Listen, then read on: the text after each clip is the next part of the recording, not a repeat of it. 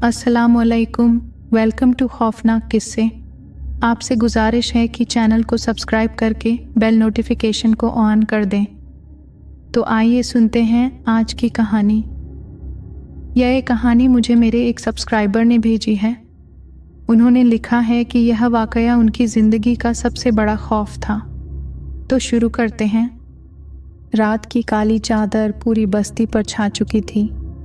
आसमान में बादल मंडरा रहे थे और कभी कभार बिजली ऐसे कौंधती कि दूर मैदानों और पेड़ों की टेढ़ी मेढ़ी परछाइयाँ नजर आती। गांव के लोग जल्दी जल्दी अपने घरों में दाखिल हो चुके थे। इस गांव का एक हिस्सा ऐसा भी था जिसके बारे में हर कोई बात करने से कतराता था। पुरानी हवेली। मैं, रईस, अपने दो दोस्तों फहद और अय्याज के साथ उसी हवेली की तरफ जाने का इरादा कर चुका था। हम सब कॉलेज के स्टूडेंट थे और हमारी आदत थी कि हर अजीब व गरीब जगह पर शर्त लगा कर जाना। उस रात भी हमारी जुबान पर वही जुनून सवार था। हवेली के बारे में सुन रखा था कि वहाँ एक सरापित ताबूत पड़ा है जिसे किसी ने सदियों से छुआ नहीं। कहा जाता था कि जिसने उसे छेड़ने की कोशिश की वो जिंदा नहीं बचा। फहद ने मजाक उड़ाते हुए कहा, अगर यह सच होता तो लोग इतने साल से हवेली के पास जाने की हिम्मत ही कैसे करते। अय्याज ने हल्की सी मुस्कुराहट के साथ जवाब दिया, और तू सोचता है अगर सच है तो हम बच निकलेंगे। मैंने दोनों को देखा और बोला, अगर डर लगे तो वापस जा सकते हो, मगर मैं जाऊंगा। देखना है इन दंतकथाओं में कितना सच है। जब हम हवेली के विशाल दरवाजे तक पहुंचे तो लकड़ी का भारी दरवाज़ा खुद ब खुद एक कराहते हुए अंदाज में खुल गया। कमज़ोर लोहे की कड़ियाँ ऐसे चीखने लगीं जैसे किसी ने सदियों से उन्हें छुआ ही न हो। हवा का एक झोंका भीतर से आया और हमारे चेहरों से टकराया।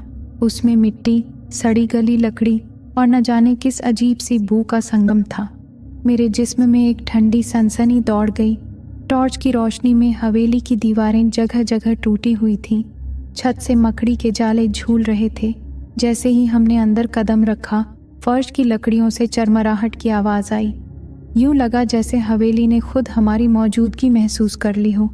अंदर बढ़ते बढ़ते हम एक बड़े हॉल में पहुंच गए। वहाँ धूल के मोटे तह के नीचे पुरानी कुर्सियाँ, टूटी अलमारियाँ और जंग लगी झाड़ फानूस पड़ी थी। मगर हमारी नज़रें उस हॉल के बीचों बीच रखे एक काले ताबूत पर जा ठहरी। वो ताबूत इतना बड़ा था कि 4-5 आदमी मिलकर भी मुश्किल से उठा सकते। उस पर अजीब तरह की नक्काशी की गई थी। नक्काशी में ऐसे चेहरे थे जिनकी आंखें खाली गड्ढों जैसी लगीं, मानो गुस्से और दर्द से चीखते हों। अयाज ने कांपती आवाज़ में कहा, यही है वो ताबूत। मैंने तो बस मजाक समझा था, मगर यह तो हकीकत लग रहा है। फहद ने जिद करते हुए कहा, चलो इसे खोलते हैं, देखना है इसके अंदर क्या है।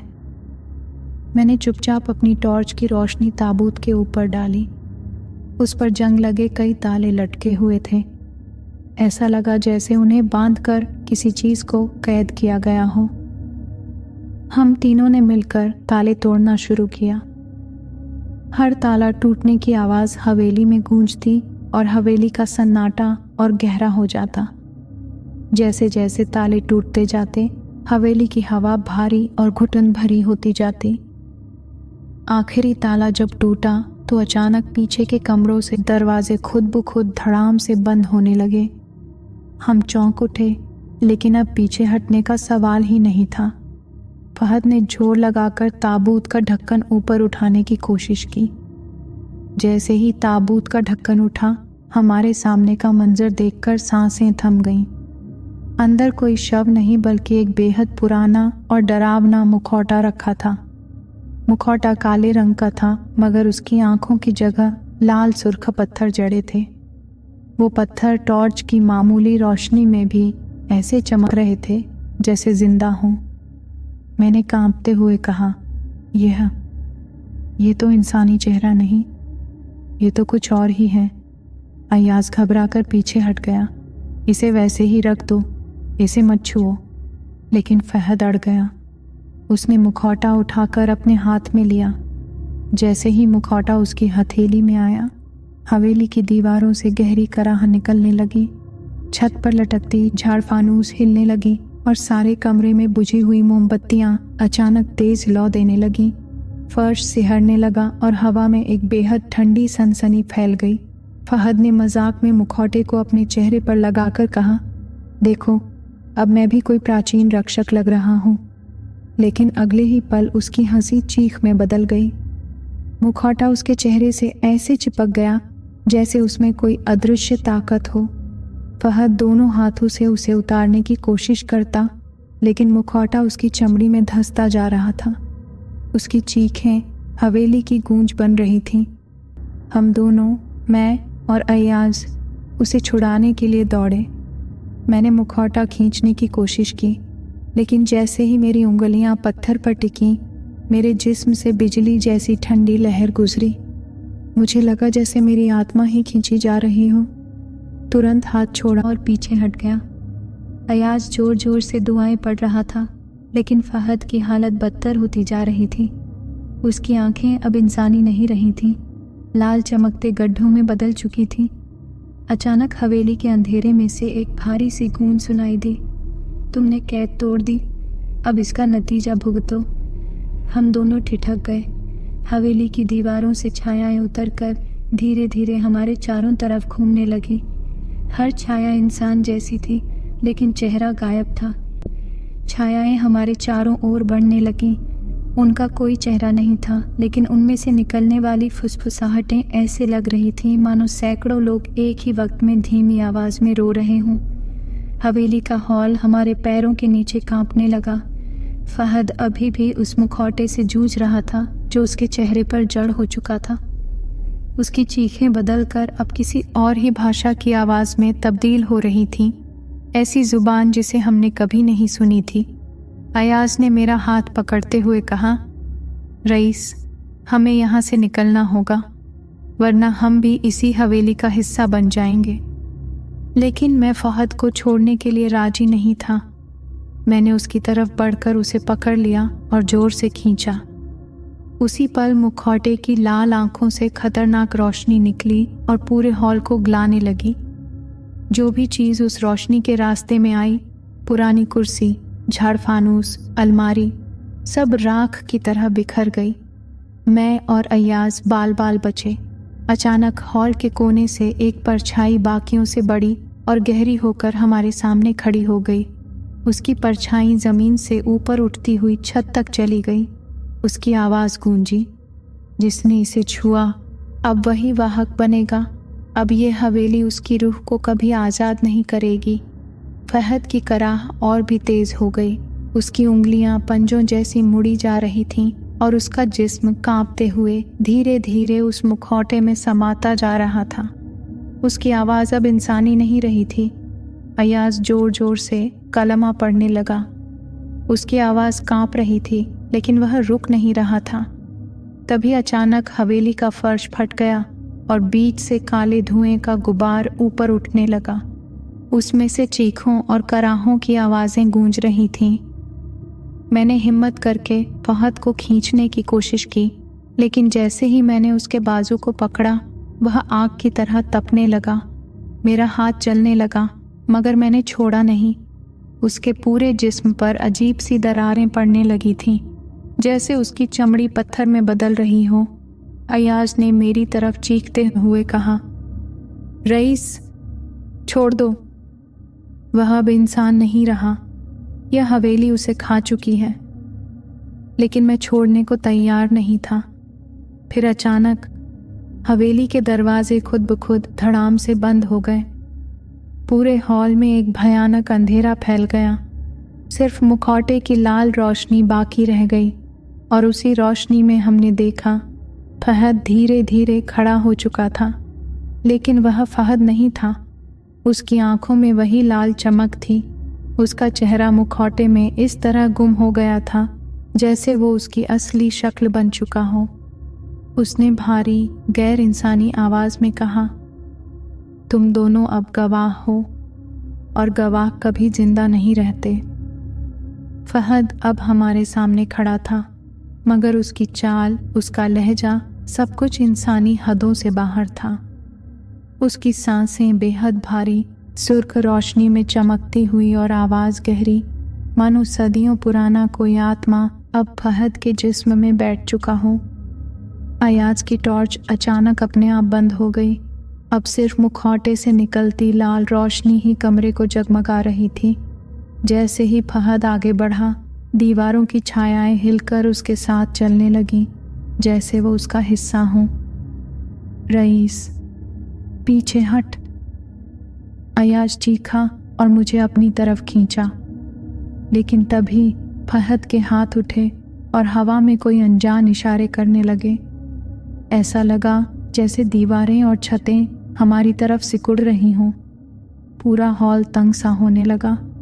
सांस लेना भी मुश्किल हो गया था। हमें लगा कि अब हवेली हमें जिंदा नहीं छोड़ेगी। तभी अचानक हवेली के एक पिछले दरवाजे से रोशनी की हल्की सी झलक दिखाई दी। वह रोशनी पीली थी, जैसे लालटेन की। उस रोशनी के साथ एक बूढ़ी सी आवाज़ गूंजी, उसे मत देखो, उसकी आंखों में मत देखो, वरना हमेशा के लिए कैद हो जाओगे। हम दोनों ने फौरन अपनी नज़रें झुका लीं।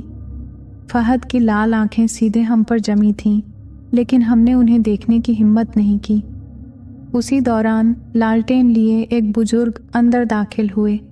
उनकी सफ़ेद दाढ़ी थी और हाथ में ताबीज़ों से भरी एक माला। बुजुर्ग ने जोर की आवाज़ में कुछ दुआएं पढ़नी शुरू की। जैसे जैसे उनकी आवाज़ तेज़ होती गई, हवेली की दीवारों की कराहें और भी बढ़ती गईं। फहद ने सिर पकड़ लिया, लेकिन मुखौटे से निकलती रोशनी और भी भड़क उठी। हॉल अब लाल लोहे की भट्ठी की तरह लग रहा था। तुमने इस कैद को तोड़ दिया है, बूढ़े ने हम पर नज़र दौड़ाई।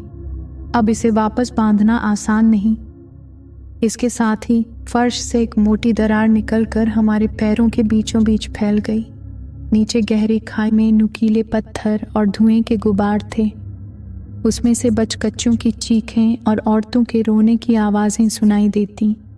अयाज डर की वजह से कांपते हुए मेरे बाजू को पकड़कर बोला, रईस, अगर हम यहीं रहे तो जिंदा नहीं लौटेंगे। बुजुर्ग ने अपनी लालटेन उठाकर फहद की तरफ फेंकी। लालटेन के टूटते ही आग की लपटें फहद और मुखौटे के चारों ओर फैल गईं। फहद ने ऐसी चीख मारी जिससे हमारी रूह कांप गई, लेकिन उस चीख में गुस्से और दर्द के साथ, जैसे 100 रूहें एक साथ चीख रही हों। आग की लपटें बढ़ती जा रही थीं जब अचानक उस मुखौटे की आंखों से निकली 2 मोटी रोशनी की किरणें सीधी हमारे तरफ आईं। मैं और अयाज पीछे गिर गए। उस रोशनी की गर्मी में हवेली की पुरानी लकड़ियां आग पकड़ने लगीं। पूरा हॉल अब जिंदा अंगारों की तरह चमक रहा था। बुजुर्ग आखिरी बार चीखे, अगर इसे रोके बिना भागे तो यह तुम्हारा पीछा हमेशा करेगा। तुम्हें वहीं जाना होगा जहां यह ताबूत पहली दफ़ा दबाया गया था। फहद की परछाई तेजी से हमारे पास आने लगी। उसकी आंखें सीधे हमारी आंखों में घुसने की कोशिश कर रही थीं। मेरे कानों में सिर्फ यही आवाज़ गूंज रही थी, गवाह कभी जिंदा नहीं रहते। फहद की परछाई हमारी तरफ झपटी और हम दोनों को दीवार से टकरा दिया। सांसें अटक गईं, लेकिन हम किसी तरह संभल कर खड़े हो गए। हवेली की आग और चीखें चारों तरफ गूंज रही थीं। बुजुर्ग ने तेज आवाज में हमें पुकारा, इसे पीछे खींचो, इसे उसके असल ठिकाने पर लौटाना होगा, वरना यह हवेली और जो भी इसके भीतर आता है हमेशा इस लानत में फंसा रहेगा। हमने देखा कि जिस ताबूत को हमने खोला था वो अभी भी हॉल के बीचों बीच मौजूद था। आग और धुएं के बावजूद वो ताबूत जस का तस था। मैं और अयाज दोनों ने हिम्मत जुटाकर फहद को पकड़ने की कोशिश की। वह अब इंसान नहीं लग रहा था। जिस्म से आग और धुएं की बू निकल रही थी। उसके हाथ इतने ताकतवर हो चुके थे कि हमें धकेल कर गिरा दे, लेकिन हमने पूरी ताकत से उसे दबोच कर खींचा और ताबूत की तरफ घसीटने लगे। फहद जानवरों की तरह दहाड़ रहा था। उसकी आवाज़ में एक नहीं, सैकड़ों लोगों की चीखें गूंज रही थीं। मुखौटे की आंखों से इतनी तेज़ लाली निकल रही थी कि हमारी आंखें जलने लगीं। बुजुर्ग लगातार दुआएं पढ़ रहे थे। जब हम उसे ताबूत तक ले आए, बुजुर्ग ने अपने पास से तावीज़ निकाला और पूरे ताबूत पर रख दिया। फिर उन्होंने जोर से कहा, इसे वहीं लौटा दो जहाँ का ये है। हम दोनों ने मिलकर फहद को उसकी पूरी ताकत के बावजूद ताबूत में धकेल दिया। जैसे ही उसका जिस्म अंदर गया, ताबूत खुद ब खुद बंद हो गया। आखिरी पल में उसकी चीख हमारे कानों को सुन्न कर गई। ताबूत पर लगे पुराने निशान फिर से चमक उठे। सभी ताले अपने आप बंद हो गए और उस पल हवेली की सारी लपटें, सारी चीखें अचानक खामोश हो गईं। गहरा सन्नाटा छा गया। मैं और अयाज बुरी तरह हाँफ रहे थे। बुजुर्ग बैठ गए, उनकी सांसें भी थकी हुई थीं। उन्होंने धीरे से कहा, इस हवेली में सदियों पहले एक शापित आत्मा को कैद किया गया था। उसका वाहक बनने के लिए यह किसी इंसान का इंतज़ार कर रही थी। तुम लोगों ने वह कैद तोड़ी और वह फहद में उतर गई। अयाज ने रोते हुए पूछा, अब फहद? बुजुर्ग ने भारी आवाज़ में जवाब दिया, वो अब सिर्फ ताबूत का हिस्सा है। उसका जिस्म और आत्मा दोनों उसी लानत के साथ हमेशा के लिए दफन हो गए। तुम्हें शुक्रगुजार होना चाहिए कि तुम दोनों बच निकले। हम तीनों उस रात हवेली से बाहर निकले। आसमान अब साफ था और हवा में अजीब सी ठंडक थी, मगर हमारे दिलों पर एक बोझ हमेशा के लिए बैठ गया। उस दिन के बाद मैंने और अयाज ने कसम खाई, हम फिर कभी किसी ऐसी जगह को नहीं छुएंगे जिसे वक्त और तकदीर ने खुद सील कर दिया हो, क्योंकि हमने देख लिया था कुछ दरवाजे हमेशा के लिए बंद रहने चाहिए, और वो हवेली जिसमें फहद दफन हुआ, फिर कभी किसी ने उसके कदमों की आहट सुनी नहीं। मगर गांव के लोग अब भी कहते हैं, कभी कभी रात के सन्नाटे में हवेली से एक भयानक चीख गूंजती है और वो मुखौटे की आंखें अंधेरे में अब भी चमकती हैं।